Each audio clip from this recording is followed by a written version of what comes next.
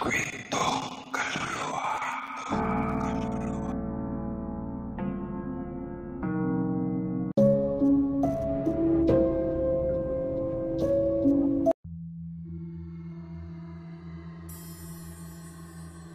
Sa bawat sulok ng mga lumang baryo, may mga lihim na hindi dapat halukayin.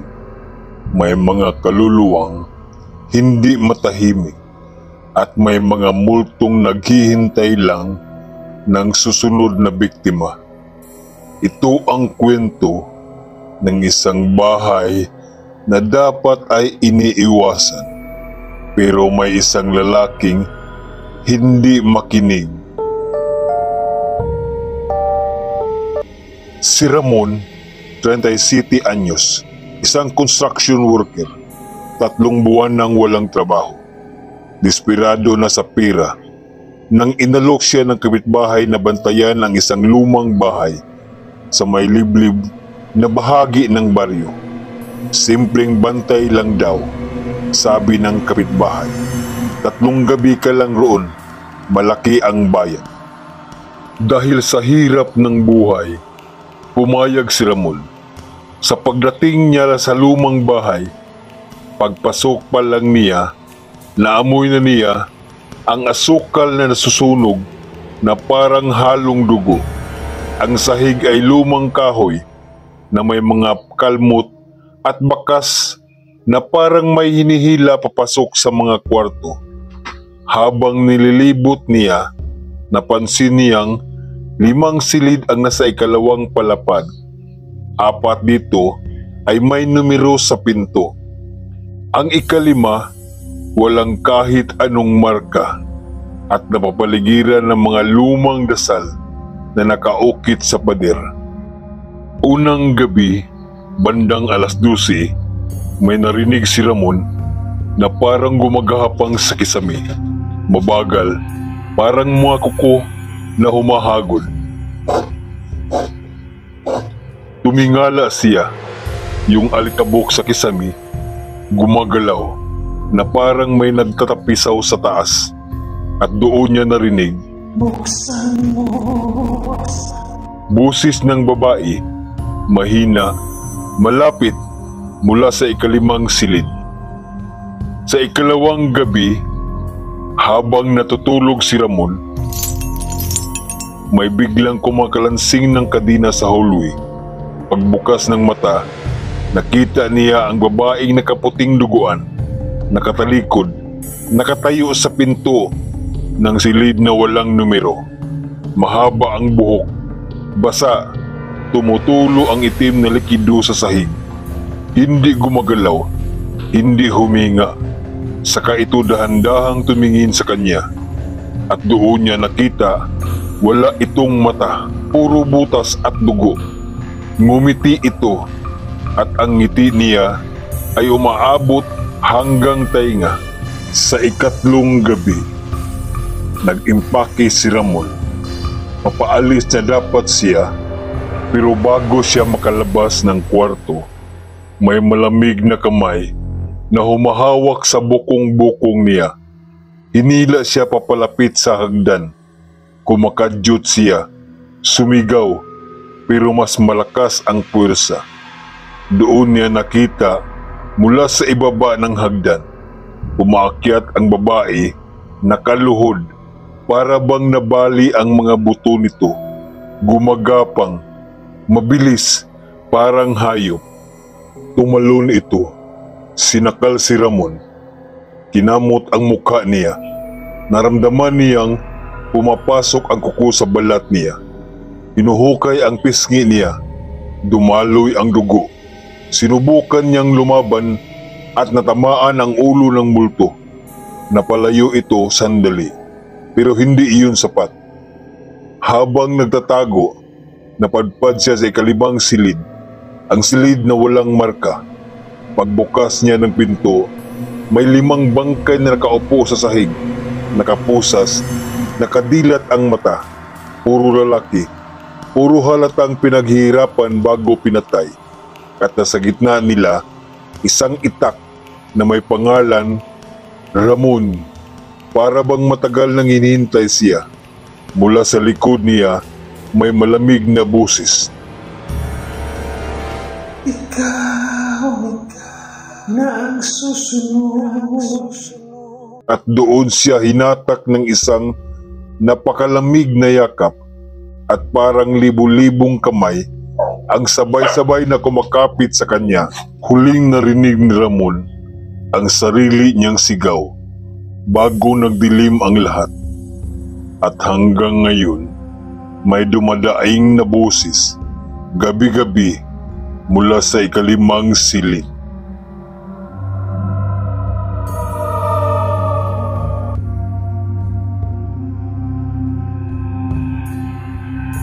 Sa baryo ng San Isidro, may isang lumang tulay na hindi na dinadaraanan ng mga tao.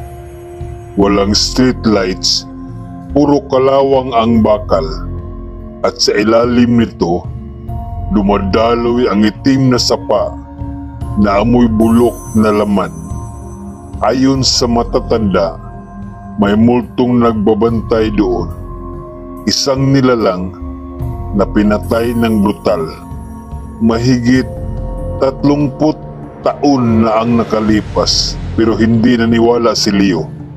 28 anyos, bagitong delivery rider na sanay sa mga shortcut. Isang gabi, nalit siya sa biyahe at napilitang dumaan sa lumang tulay. Doon nagsimula ang impyerno. Sa kalagitnaan ng tulay, habang nagmamaniho, napansin niyang lumalamig ang hangin. Nang tumingin siya sa may side mirror, may nakita siyang malamlam na ulo ng babae, nakadikit sa gilid ng motor, nakabitin, nakangiti ng sobrang lapad. Nagulat siya, bumangga sa gilid, tumilapon siya sa sahig. Pagbangon niya, may babaeng nakaluhod sa gitna ng tulay, nakatalikod. Basang-basa ang buhok, parang nahulog sa sapa. Pero ang paa nito nakaangat, parang hindi tumatama sa lupa. Dahan-dahan itong humarap at doon niya nakita wala itong mata. Puro balat na hiniwa, nag-aagos ang dugo.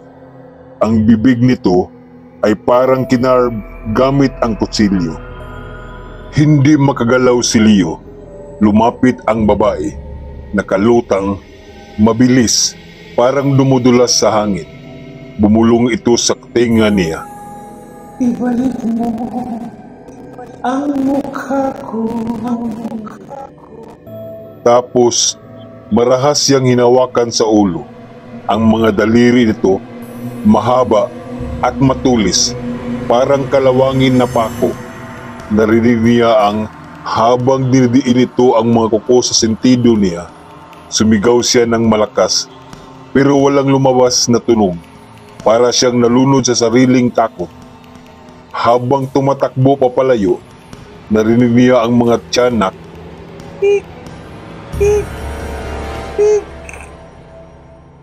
na parang halakak mula sa ilalim ng tulay. Pagdungaw niya, may mga braso na lumalabas sa tubig. Humihila pataas, punong-puno ng galit. Isa-isang lumabas ang 4 pang multo. Puro babae, puro duguan, puro walang mukha. Sila raw ang mga babaeng ginahasa at pinatay sa tulay noong 90s. At simula noon, naghahanap sila ng kapalit. At ngayong gabi, si Leo ang napili nila. Tinangka niyang tumakbo palabas ng tulay, pero ang lupang dinadaanan niya ay parang kumakapit sa paa. Humihila para siyang lumulubog sa putik na buhay. Hinila siya ng pinakamalapit na multo. Dinilaan ito ang dugo sa pisngi niya. Tapos sinabing, Ngayon, mukha mo naman ang kukunin namin. at sabay-sabay silang lumundag sa kanya. 3 kamay ang umahawak sa ulo niya. Ang isa, hinablot ang labi niya. At yung isa, hinila ang balat sa pisngi. Ang huling sigaw niya ay napilitan ng pagkaskas ng laman. Kinabukasan, natagpuan ng mga residente ang motor ni Leo sa tabi ng tulay, pero siya hindi na nakita. Maliban na sa isang piraso ng balat na nakadikit sa bakal ng tulay. At mula noon, kapag may dumaan sa lugar, may busis na bumubulong sa dilim. Mukha mo, ibigay mo.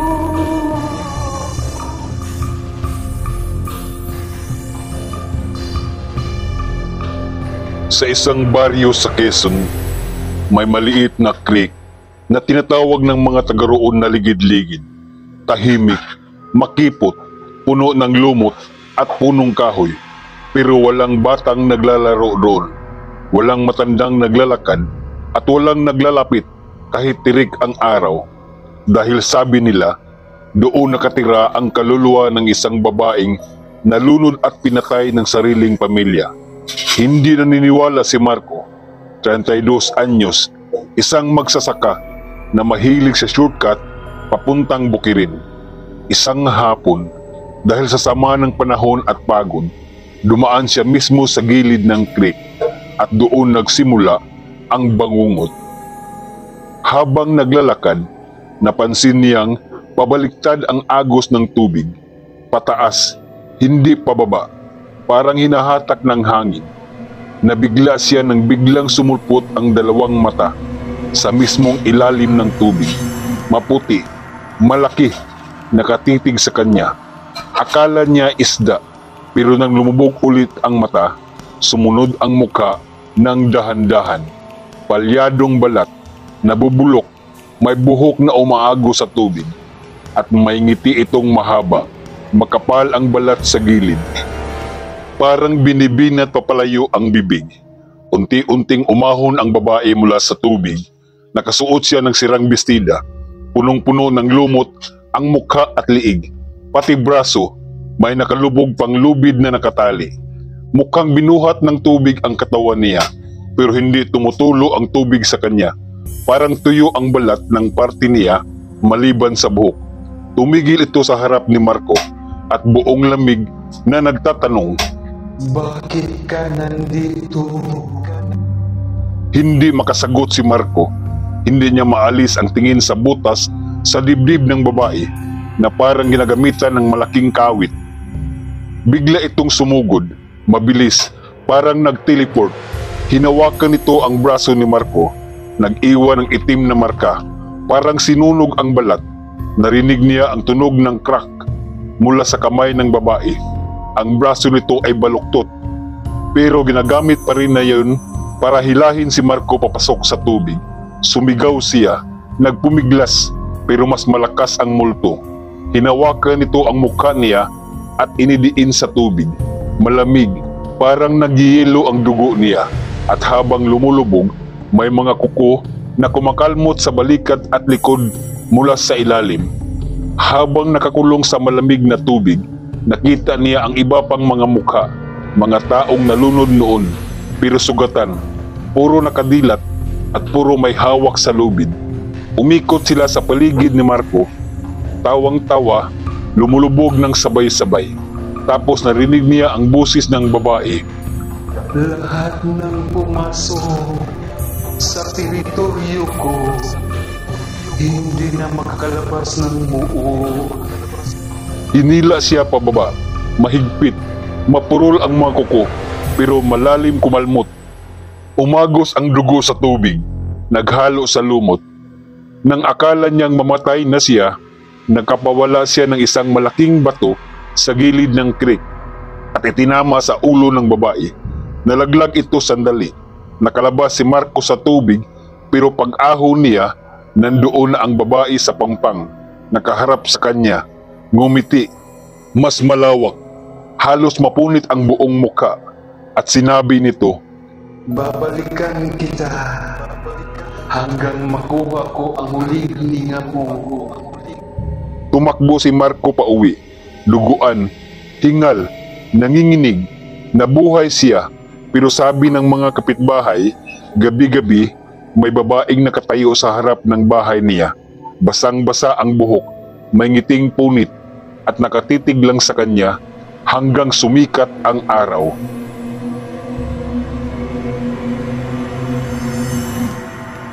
Sa bayan ng Masinloc, may mahabang kalsadang halos walang dumadaan kapag gabi. Tawag ng mga tao roon, kalsadang limas buhay. Misteryoso kasi ang mga aksidente. Lahat, puro pagkabasag ng mukha, puro pagkadurog ng buto, at laging mag-isa ang biktima. Pero hindi naniniwala si Arvin, isang motorcycle mechanic. Sabi niya, mga kwento lang yan para takutin ang mga bata. Hanggang isang gabi, dahil sa emergency call sa trabaho, napilitan siyang dumaan sa kalsadang yun. Alas 12:30 ng gabi, at doon niya nakita ang multong hindi nagbibigay ng babala, hindi humihingi ng permiso, hindi nanguhuli, kundi umuubos. Tahimik ang daan, walang hangin, walang dumadaan. Pero habang umaandar ang motor ni Arvin, napansin niyang lumalabo ang headlights niya. Hindi dahil sa ulan, kundi dahil may taong nakatayo sa gitna ng kalsada. Naka-white dress, mahaba ang buhok, pero hindi gumagalaw kahit saglit. Nung malapit na siya, napansin niya ang muka ng babae. Wala, as in wala talaga. Flat ang buong harapan ng ulo. Parang nilagyan ng puting tila ang balat. Tinitingnan niya ulit. Pagkurap niya, nasa tabi na niya ito ng motor niya. Narinig niya ang napakalakas na sigaw, parang halakhak ng babae, pero wala namang bunganga ang multo. Pumasok ang tunog diretso sa tenga niya, parang hinukay ang loob ng ulo niya. Nawalan siya ng kontrol, umiikot ang motor, tumilapon siya sa kalsada. Paglingon niya, nakita niyang lumulutang ang babae, nagbabago ang mukha. Mula sa walang mukha, dahan-dahang lumitaw ang punit na pisngi, nabiyak na bibig, matatalas na ngipin, at pulang-pula na mata na parang may katarata. At sabay sigaw nito, Isa ka sa amin. Tumayo si Arvin, nagtatakbo, pero bawat hakbang niya, naririnig niyang sumusunod ang multo. Hindi tumatakbo, hindi lumalakad, lumitaw na lang bigla, sa harap, sa likod, sa gilid. May 3 beses itong tumatagos sa katawan niya, at tuwing tatagos ito, parang may kumakalmot sa loob ng laman niya, hindi sa labas. Nahulog siya sa bangin, sa gilid ng kalsada. Maliit lang, pero sapat para mabasag ang tuhod niya. Habang gumagapang siya, nakita niya ang babae. Ngayon, may mukha na ito, pero iba't ibang mukha na pinagtampi-tagpi. Mukha ng bata, mukha ng matanda, mukha ng lalaki, mukha ng babae. Hinugot niya ito mula sa hiliran ng mga nakakabit sa likod nito, parang maskara ng mga taong namatay sa kalsadang yun. Lumuhod ang multo sa harap niya. Inangat ito ang mukha ni Arvin, gamit ang malamig na kuko. Tapos sinabi nito ng sobrang hina, pero ramdam sa utak, Sa lahat ng dumaan dito, ikaw ang pinakamakandang mukha. Pwede ko bang hiramin? Bago siya makasagot, biglang humaba ang daliri nito at sinimulang balatan ang pisngi ni Arvin. Marahan, dahan-dahang parang nagtatanggal ng tape. Kinabukasan, natagpuan si Arvin ng mga rescuer. Buhay, nakahiga, hubot-hubad, pero wala na ang kalahati ng mukha niya. Ayon sa doktor, parang hindi hiniwa, parang pinilas ng marahan. At sa mismong kalsada kung saan siya natagpuan, may bagong marka ng dugo na naglilinya pababa. Parang may babae na dumaan nang nakalakadkad ang paa. Hanggang ngayon, gabi-gabi, may bagong nakakarinig ng sigaw ng kalsada. At laging sinasabi ng boses, Sa'yo muna ito, pero babalik ako para kunin kayong lahat. At dito, nagtatapos ang ating kwento. Huwag kalimutang mag-comments at mag-subscribe kung nagustuhan ninyo ang kwento. Maraming salamat, mga kababayan.